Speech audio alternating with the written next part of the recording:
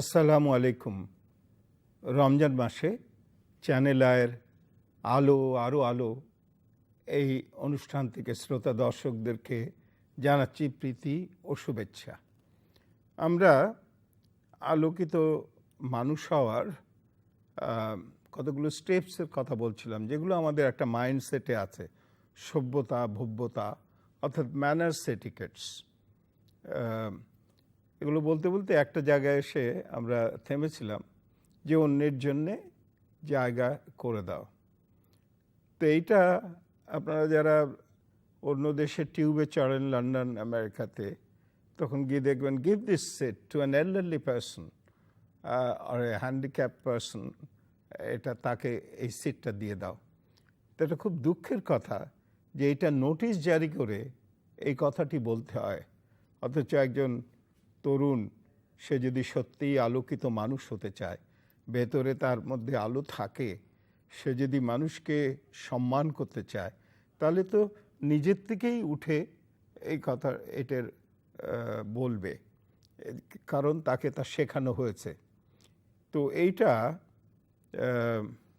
ইসলামে কিন্তু এই ভব্যতা, সভ্যতার কথা বলা হয়েছে। আমি একজন পীর সাহেবকে চিনতাম, তিনি নেই আজ পৃথিবীতে। যতবার আমি ঢুকতাম ওনার ওখানে, উনি বলতেন এখানে এসে বসেন। ওখানে কি করে বসবো? ওখানে দেখি অনেক লোক বসে আছে, কিন্তু আমাকে বলতেন এখানে এসে বসেন। আমি একটু দূরে বসতাম, বলে এখানে আসেন। তো অদ্ভুত যে ব্যাপার, যে ওখানে গিয়ে যখন বসতাম দেখতে জায়গা হয়ে গেছে। তো আমি তখন অনেক দিন পরে আমার মনে হয়েছে যে উনি ফিজিসিস্ট বা ম্যাথমেটিশিয়ান না হয়েও ওনার একটা ভালো কনসেপ্ট আছে, সেটা হলো mental space and physical space. আমাদের physical space limited.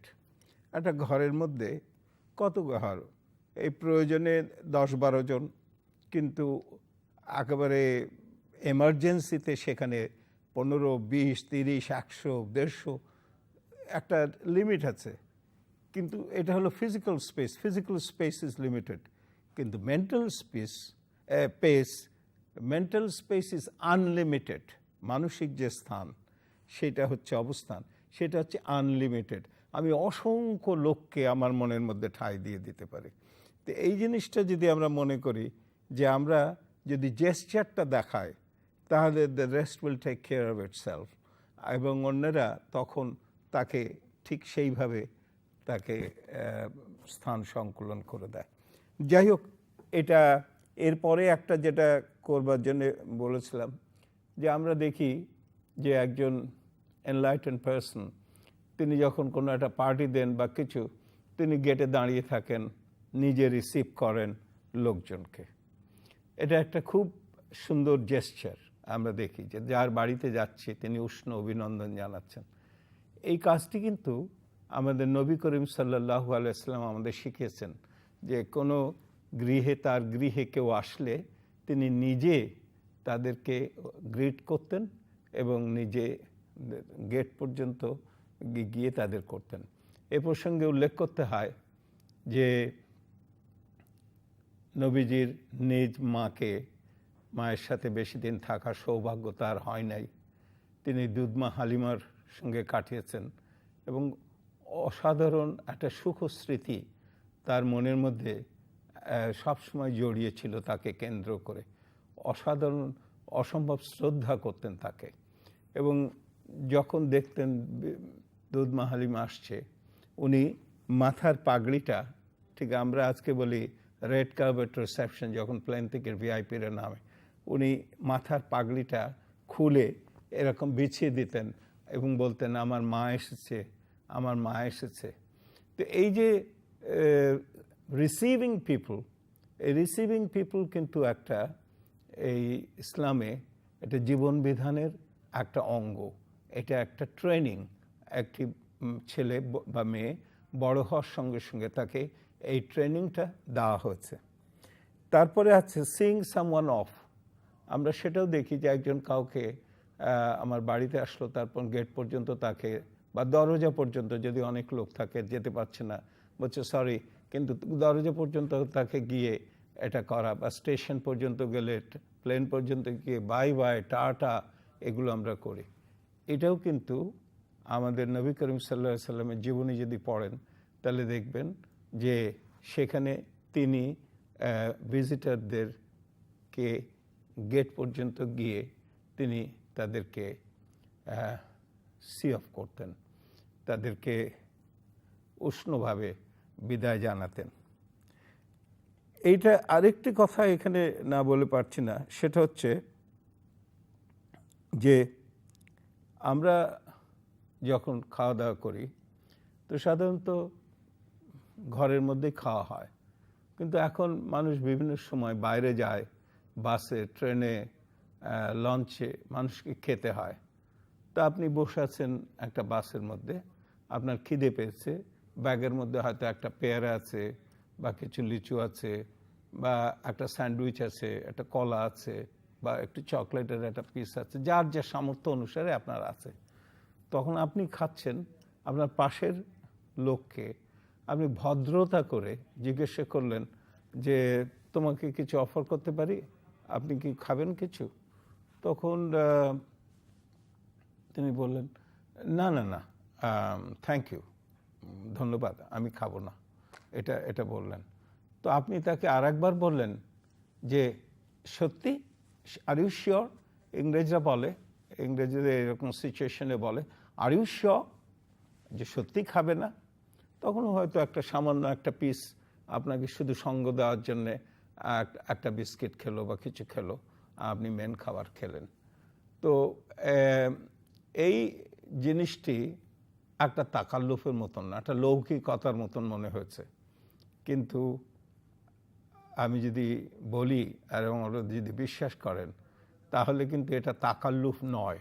Nabi Karim সাল্লাল্লাহু আলাইহি সাল্লামের জীবনে তিনি এই কথা বহুবার বলে গেছেন যে যদি তোমাকে কেউ খেতে দেখে তাহলে তুমি আর খেতে পারবে না যতক্ষণ পর্যন্ত নিশ্চিত হও যে ওই লোকটি, অন্য লোকটি খেয়েছে। So you can't partake of your food, এইটা হচ্ছে ইংরেজরা, যতক্ষণ পর্যন্ত নিশ্চিত হয়েছে সে খেয়েছে। সুতরাং ওই যে কথাটা যে আর ইউ শিওর, সে আর ইউ শিওর কথাটা কিন্তু এইখান থেকে এসছে। Early Muslims had that extreme, তারা অন্যদেরকে এটা শিখেছিল যে খাওয়া দাওয়ার সময় তোমাকে আমি খাবার দিব, তোমার যদি খেতে হয় খাবে, আর নাহলে আমি আবার জিজ্ঞেস করব আর ইউ শিওর, সত্যি খাবে না? তো এই আর ইউ শিওর এটা একটা বাধ্যবাধকতা, এটা শুধু লৌকিকতা না, এটা একটা বাধ্যবাধকতা। আর আরেকটা জিনিস হলো যে ইদানিং লক্ষ্য করা যায় যে যখন বিয়ে শাদী পার্টিতে অন্যের জন্য বিবেচনাটা একেবারে নাই বললেই চলে।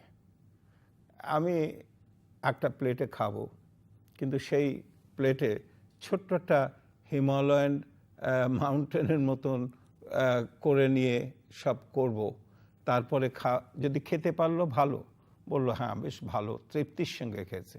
কিন্তু দেখা যায় যে এই রকম পাহাড়ের মতন খাবার নিয়ে কিছুটা খাবার খেয়েই এটা ছেড়ে চলে গেল। This is shear wastage, this is not enlightenment. এটা এটা এটা কোনো মতেই গ্রহণযোগ্য নয়। প্রথম অল্প একটু অংশ নাও, খাও, আবার একটা সেকেন্ড সার্ভিং করো, থার্ড সার্ভিং করো, ফোর্থ সার্ভিং করো, ধীরে ধীরে খাও, আস্তে আস্তে খাও, কথা বলে খাও, হুড়মুড় করে খেও না। এটাই হলো সভ্যতা, ভব্যতা। আর অপচয় করা, that is completely against the spirit of Islam. কারণ এটা সভ্যতার একদম বিরুদ্ধে চলে যায় যে কিছু লোক এভাবে খাদ্য নষ্ট করলো, অথচ অনেক লোক আছে যারা না খেয়ে এক রাতে ঘুমোতে গেল। সুতরাং এই যে অন্যের জন্য বিবেচনা করা, যে আর কিছু লোক হয়তো খেতেই পেল না, যে এত খাবার রয়েছে কিন্তু খাবারটা মিসম্যানেজ করলো, এই সব জিনিসই কিন্তু এখানেও বলা আছে খাওয়ার ক্ষেত্রে যে তুমি ফিল ইউর স্টোমাক পুড়ে খাওয়াটা কোনোদিন বলা হয়নি, কোনো সভ্যভব্য লোক এরকম হাঁসফাঁস করে খায়, এটা ঠিক this is not part of enlightenment. আলোকিত মানুষ তা করে না। এবং রাসূল করিম সাল্লাল্লাহু আলাইহি ওয়াসাল্লামের শিক্ষা হচ্ছে যে 1/3 অফ ইয়োর বেলি, সেটা স্টোমাক, তুমি খাবার দিয়ে পূরণ করো, 1/3 উইথ ওয়াটার, কিছুটা পরে খাও, এবং 1/3 রেখে দাও ফর প্রেয়ার, যাতে তুমি খুব স্বাচ্ছন্দ্য বোধ করো স্বাস্থ্যের দিক দিয়ে। পুরো পরিপূর্ণ পেট খাওয়া এটা সভ্যতা ভব্যতার লক্ষণ নয়। তা আমরা এই যাবৎ যেগুলো বললাম সেগুলো হচ্ছে যে একেবারে গোড়ার কথা, ম্যানার্স অ্যান্ড এটিকেটস। এই ম্যানার্স অ্যান্ড এটিকেটসগুলো শেখাবার জন্য, অনেকে শেখাবার জন্য ইংলিশ মিডিয়াম স্কুলে দিয়ে দেয়, অন্য আরেকটি ভালো জায়গায় পাঠিয়ে দেয়। আগেকার দিনে ছিল যে হ্যারো ইটনে পাঠিয়ে দাও, ভালো ভালো স্কুলে দার্জিলিংয়ে পাঠিয়ে দাও, যাতে এই সমস্ত ম্যানার্স এটিকেট শেখে। কিন্তু হায় রে, যেই মাদ্রাসার ছেলেগুলোকে আমরা অবজ্ঞা করি আর যেই মাদ্রাসাতে এখন ঠিক মতন শেখানো হয় না, সেই মাদ্রাসার ছেলেরা যারা ওই ঠেঙো পাঞ্জাবি পরে ঘুরে বেড়ায়, তাদেরই কিন্তু এই সভ্যতা ভব্যতায় তাদেরই কিন্তু সবচেয়ে বেশি আপডেটেড হওয়ার কথা ছিল, কিন্তু তারা হতে পারে নাই, কারণ আমরা তাদের শিক্ষা দিই নাই। আমরা জানি নাই যে এই রমজান মাসে যে কোরআন নাজিল হয়েছিল সেখানে ম্যানার্স অ্যান্ড এটিকেটসের কথা কতভাবে বলা হয়েছে। তো আমরা এ পর্যন্ত এই একজন আলোকিত মানুষ হওয়ার জন্যে শিক্ষা দীক্ষার বলেছি, এটা পরে আলোচনা করব। আমরা ম্যানার্স এটিকেটসের কথা বললাম, এরপরে আমরা বলবো যে একজন যদি শিক্ষিত ভালো আলোকিত মানুষ হয়, সে তার শরীরের পরে লক্ষ্য করবে। একটা সুন্দর সুস্থ শরীর সে গড়ে তুলবে, কারণ একটা সুন্দর সুস্থ শরীরই হচ্ছে একটা ভালো চিন্তার আধার। এটাই। সুতরাং সেই শরীর চর্চা ইসলামে কিভাবে করলে একটি সুন্দর শরীর গঠন করা যায়, এ নিয়ে আমরা আগামীতে কথা বলবো। সেই আশা ব্যক্ত করে আজকের আলোচনা এখানেই শেষ করছি। আল্লাহ হাফিজ।